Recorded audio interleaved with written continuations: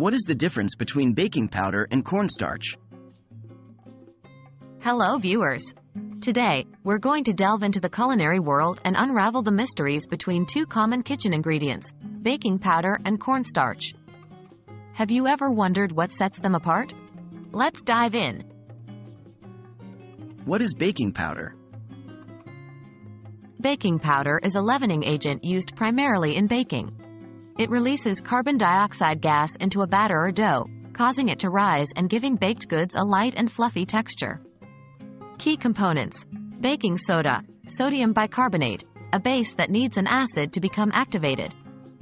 Cream of tartar, an acid that reacts with baking soda to produce carbon dioxide gas. Purpose in baking: gives rise to baked goods like cakes, muffins, and some breads. What is cornstarch? Cornstarch is a thickening agent derived from the endosperm of corn kernels. It's commonly used to thicken soups, sauces, and gravies.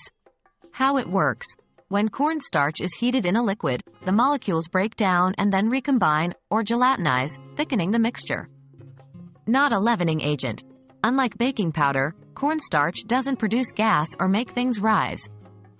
Its primary role is to alter consistency.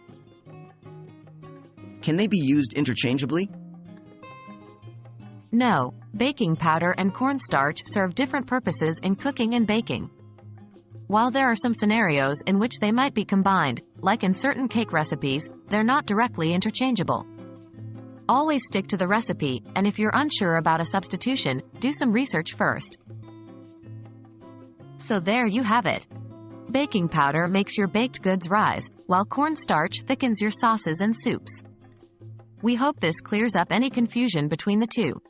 Remember, knowing your ingredients is the first step to culinary success. Happy baking and cooking!